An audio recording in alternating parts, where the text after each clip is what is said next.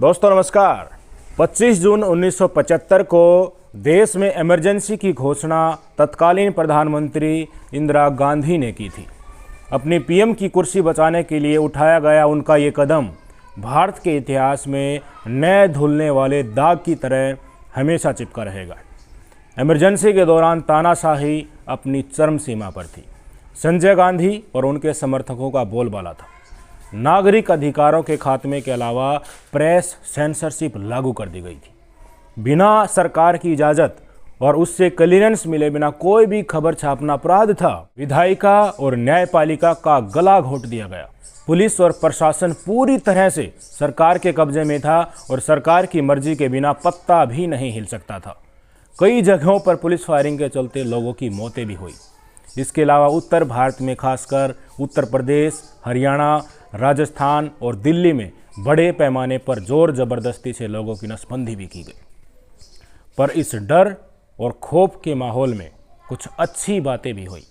Train समय पर चलने लगी। सरकारी कर्मचारी वक्त की पाबंदी के साथ दफ्तर आने लगे। रिश्वत का बाजार बंद हो गया। लोग डिसिप्लिन्ड होने लगे थे। स्कूल कॉलेजेस में ठीक से पढ़ाई होने लगी थी और हड़तालों पर पाबंदी लग गई। इमरजेंसी के बारे में कहा जाता था कि उस समय न कोई अपील थी और न कोई वकील और न ही कोई दलील। लेकिन साथियों, मौजूदा दौर की तुलना अगर उस समय से की जाए तो कहना पड़ेगा कि इमरजेंसी का दौर आज के मुकाबले कहीं ज़्यादा बेहतर था। उस समय अंध राष्ट्रवाद के नाम पर सांप्रदायिकता का यह नंगा नाच नहीं था जो आज हमें देखना और झेलना पड़ रहा है। इमरजेंसी के दौरान गुजरात में 2002 में हुई स्टेट प्रायोजित जैसी सांप्रदायिक हिंसा नहीं हुई। बीजेपी शासित राज्यों में बुलडोजर और गोली के जरिए अपराध और अपराधियों का सफाया नहीं किया गया था।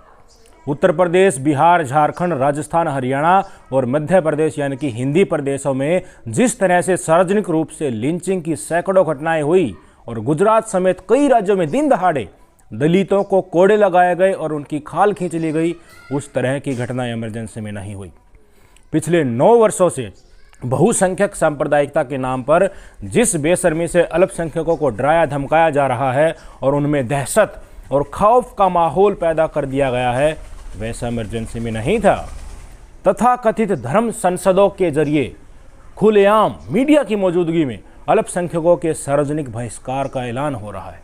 नरसंहार की धमकियां दी जा रही हैं। असामाजिक तत्व सुप्रीम कोर्ट के सामने प्रदर्शन करके खुलेआम कह रहे हैं कि वे इस देश के संविधान को, संसद को, सुप्रीम कोर्ट को और कानून व्यवस्था को नहीं मानते। उनके खिलाफ सुप्रीम कोर्ट की अवमानना का मुकदमा दायर होने के बावजूद भी पुलिस कार्रवाई नहीं करती है।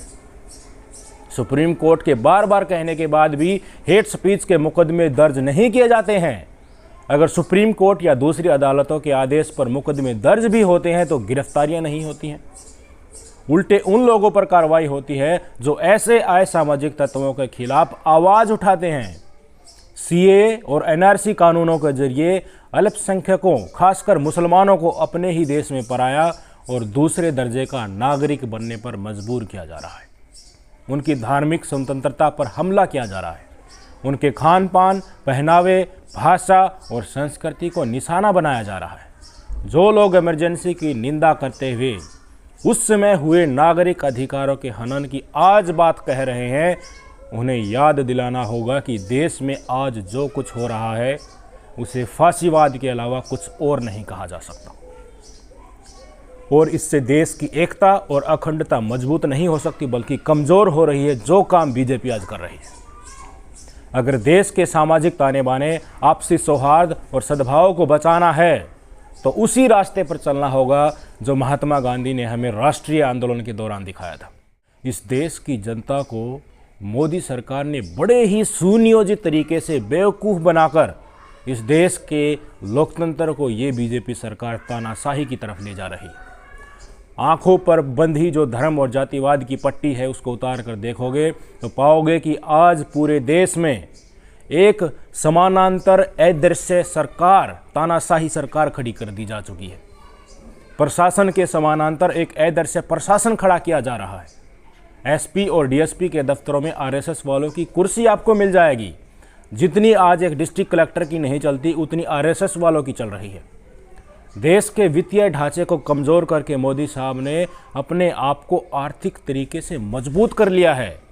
देश के आर्थिक संसाधन बीजेपी आरएसएस के आर्थिक संसाधनों के आगे फीके पड़ गए हैं।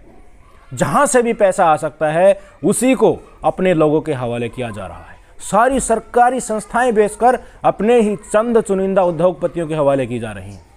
देश भर के मंदिरों का चंदा चूसने के लिए बीजेपी ने आरएसएस के लोगों को ही मंदिरों का हेड बना रखा है। अकेला चंदा ही नहीं, चढ़ावा का जो भी सोना चांदी और कीमती वस्तुएं आती हैं सब आरएसएस वाले हजम कर रहे हैं। पूरे देश में आरएसएस और बीजेपी के कई हजार करोड़ की लागत से कार्यालय बन रहे हैं, इनकी संस्थाएं चल रही हैं। पुलिस और आर्मी जैसी फोर्स के पैरेलल में संघ के सदस्यों को हथियारों की ट्रेनिंग दी जा रही है। गोरक्षा के नाम पर अपने ही लोगों को हथियार थमाए जा रहे हैं। अभी जो फौज में अग्निवीर स्कीम लाई गई है ना साहब, जब ये 4 साल के बाद फौज की नौकरी से ये अग्निवीर बाहर आएंगे तो इन्हीं को एक प्री प्लान्ड योजना के तहत ही बीजेपी के साथ जोड़ दिया जाएगा। भारत के टैक्स पेयर्स के खर्चे पर 4 साल में ऐसे फौजी तैयार किए जा रहे हैं जो बीजेपी को उस समय मदद करेंगे जब देश की जनता को एहसास होने लगेगा कि हम तो एक तानाशाही के चंगुल में फंस चुके हैं और हमें यहाँ से निकलना चाहिए। वो सोचेंगे उस समय। जब आप निकलने की कोशिश करोगे तो यहीं रिटायर्ड अग्निवीर और बीजेपी के ताज़ा सिपाही बंदूक ताने आपके सामने खड़े मिलेंगे। उस समय इस देश की पुलिस और फौज भी इतनी कमज़ोर हो चुकी होगी कि उसको मजबूरन बीजेपी के साथ ही चलना पड़ेगा, कोई चारा नहीं बचेगा। अपना हक मांगने वाली जनता की आवाज़ को दबाने के लिए एक बड़ी ट्रोल सेना पैरेलल में खड़ी कर दी है बीजेपी ने। बीजेपी के लोग कितना भी घिनौना काम कर लें, उनको बचाने के लिए ये ट्रोल सेना बुरी तरह से आवाज़ उठाने वालों पर जो पीड़ित है उसके ऊपर टूट पड़ती है। अपराधी को अपराधी मानने के बजाय पीड़ित को ही दोषी ये ट्रोल सेना करार देने लग जाती है।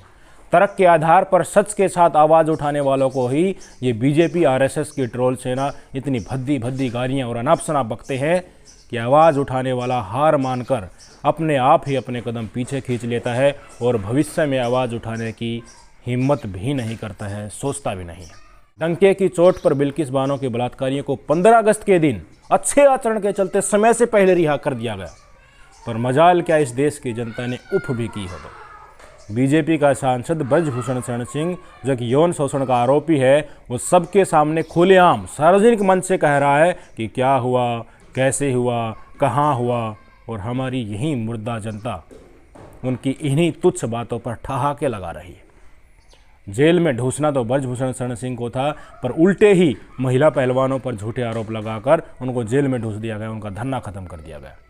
पूरी सरकारी मशीनरी ब्रजभूषण शरण सिंह को बचाने में लगी है। न तो उनका WFI के अध्यक्ष से इस्तीफा लिया गया, ना ही उनको गिरफ्तार किया गया। महिला पहलवान रो रो कर इस देश की जनता को कह रहे हैं कि अगर हम दोषी निकले तो हमें फांसी पर चढ़ा देने पर कोई सुनवाई नहीं हो रही। देश की जनता एक साथ अन्याय के खिलाफ निकल कर नहीं आ रही है, क्योंकि इस बीजेपी की विशाल ट्रोल सेना ने देश के लोगों में ये झूठ बैठा दिया है कि महिला पहलवान तो झूठी हैं।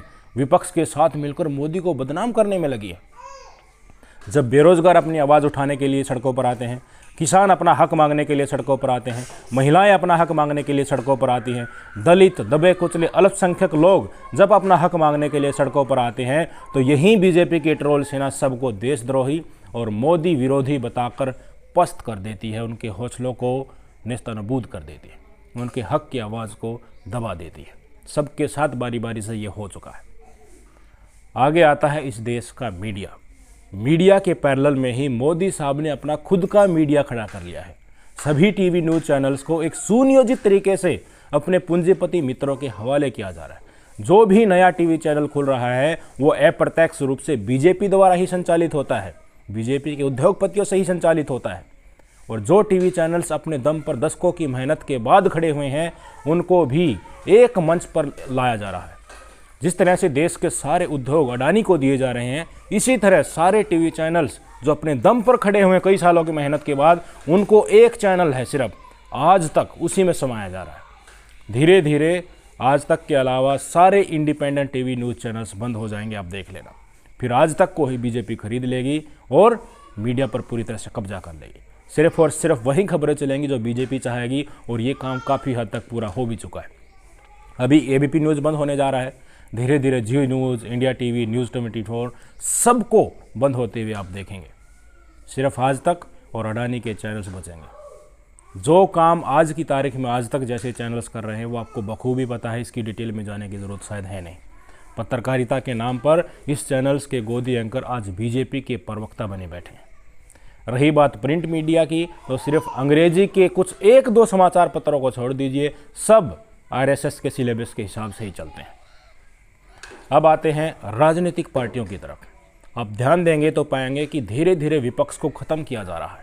ईडी सीबीआई का उपयोग करके विपक्ष के नेताओं को जेल का डर दिखाकर उनको बीजेपी का पट्टा पहनाया जा रहा है। जो नहीं मानते उनको जेल में सड़ने के लिए मजबूर किया जा रहा है। राहुल गांधी, सत्येंद्र जैन, मनीष सिसोदिया इसके ताज़ा उदाहरण है। जहां लोकतंत्र तरीके से राज्य में सरकार बीजेपी की नहीं बनती है, वहां गलत तरीके से विधायकों को खरीद कर अपनी सरकार बीजेपी बना लेती है। जब विपक्ष बचेगा ही नहीं तो आप मुझे ये बताइए, इस देश में बीजेपी के अलावा वोट किसको दोगे? आजकल कई गोदी मीडिया के एंकर आपको माइंड वॉश करने के लिए कहते हैं कि अगर आपको इस देश का लोकतंत्र खतरे में नजर आता है तो आप बीजेपी को वोट मत देना, वोट का अधिकार तो आपका है ही। पर हकीकत तो ये है कि आपकी वोट की कोई वैल्यू ही नहीं है। आप वोट चाहे कांग्रेस को डालें, पर बीजेपी चाहेगी तो वो उसी के पाले में जाएगी। जनता के सामने एक तस्वीर पेश की जा रही है कि बीजेपी के अलावा कोई और राजनीतिक पार्टी इस देश में है ही नहीं। विपक्ष को ख़त्म करने के लिए बीजेपी जी जान से जुटी है। ये बात सारे विपक्षी दल जान चुके हैं, पर जनता की समझ में नहीं आ रही है। जो लोग आज बीजेपी, जो राजनीतिक पार्टियां बीजेपी से लड़ रही हैं, वो दलितों और अल्पसंख्यकों की पार्टी बनकर ही रह गई है। उनका अस्तित्व खतरे में आ चुका है। बीजेपी के एजेंडे के कारण उनको एक बड़े ही सुनियोजित तरीके से देश विरोधी और देशद्रोही करार दिया जा रहा है, और यही सोच इस देश की जनता में डाली जा रही है कि ये तो सिर्फ मुसलमानों की पार्टी है, ये तो सिर्फ दलितों की पार्टी है, इनको आगे आने मत देना, इनको वोट मत देना। अब सारी चीज़ों को एक टेबल पर रखकर सोचिए और मुझे बताइए कि इस देश में लोकतंत्र बचा कहाँ है? आज बीजेपी के पास क्या नहीं है, वो हर फील्ड में संपन्न हो चुकी है। भारत देश से बीजेपी को अलग करके देखोगे तो आपको आज बीजेपी का ही पलड़ा भारी मिलेगा। तो क्या ये स्थिति अघोषित आपातकाल जैसी नहीं है? आज आपने आवाज़ नहीं उठाई तो 2024 के बाद आप आवाज़ उठाने के लायक बचेंगे भी नहीं। सच्चाई को समझिए कि चल क्या रहा है।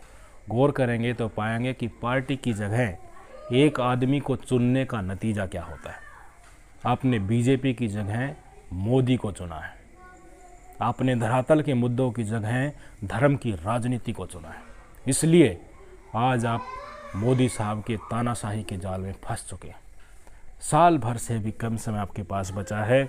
इस बीच जाग गए तो बच गए, वरना उसके बाद वापसी का कोई विकल्प नहीं। सोचिएगा। नमस्कार।